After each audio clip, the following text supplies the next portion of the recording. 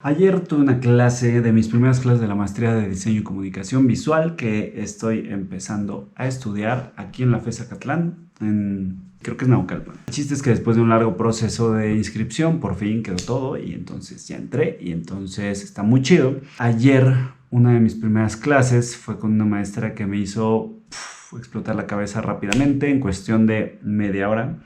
Y lo que tratamos fue una pequeña introducción a lo que es la percepción y por qué la percepción se distingue de la sensación. Y puso varios ejemplos la maestra y yo di uno que más o menos ya conocía, que no he confirmado si es 100% real, pero que ya lo conocía. Básicamente es esto y me interesa decirlo y compartirlo porque creo que todos debemos de saber esta diferencia entre percepción y sensación para trabajarlo dentro de nuestros contenidos. Básicamente la percepción es cuando nosotros ya podemos decodificar la información que estamos recibiendo. Ya tenemos la información necesaria para saber a lo que se refiere y entonces comprenderlo de manera real. Que no solo se quede en una etapa de información, de recibir una información. A diferencia de la sensación. La sensación es, por ejemplo, un bebé que tiene mucho frío, no sabe que es frío, solo sabe que está incómodo, empieza a llorar desesperadamente y lo tapas, deja de llorar porque desaparece esa sensación. Pero él no la había sentido antes, entonces no tiene la información para decir,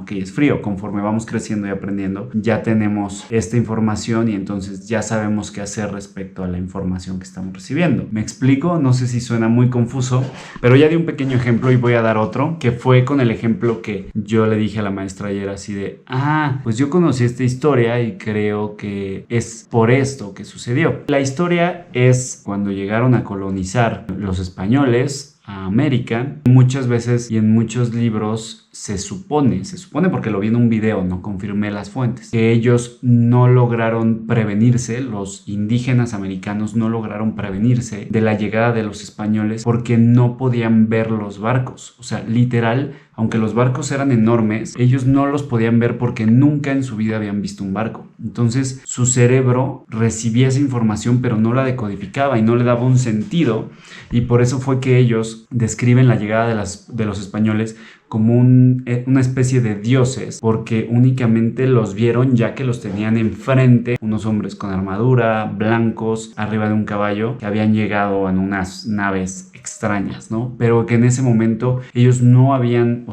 tuvieron ningún tipo de información previa que les ayudara a decodificar lo que estaban viendo y entonces percibirlo de una manera acertada. No conocían un barco, por lo tanto, solo recibieron la sensación de lo que conocían, que era unos hombres blancos en un caballo. Entonces espero que quede claro. Otro ejemplo mucho más rápido y más fácil, que también nos lo puso la maestra, es las mujeres cuando llega su primer menstruación, que bueno, estamos hablando aquí puros adultos, ¿no? Podemos decir temas así porque es un ejemplo muy sencillo y literal, al principio una niña adolescente pues le duele el estómago y está teniendo cólicos, pero ella no conoce ese por qué le está doliendo, entonces simplemente lo identifica como un dolor de estómago, no sabe si es por hambre o porque está enferma, simplemente sabe que es un dolor. Una vez que ya pasa este proceso y ya ubica, después de su primer menstruación, ya ubica ese dolor exacto de los cólicos y entonces ya lo percibe diferente cada vez que va a tener que tiene esta sensación. Entonces, básicamente, la diferencia de percibir y simplemente sentir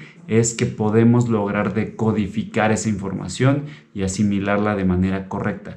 De ahí la importancia del contenido informativo, porque muchas veces asimilamos que porque vendemos fruta, la gente ya sabe que la fruta es fruta y que es buena y que es nutritiva. Pero a lo mejor si nuestra fruta es orgánica, tenemos que explicarles por qué es orgánico y por qué es diferente de otra fruta que puedan comprar en el súper y por qué a ellos les conviene comer fruta orgánica.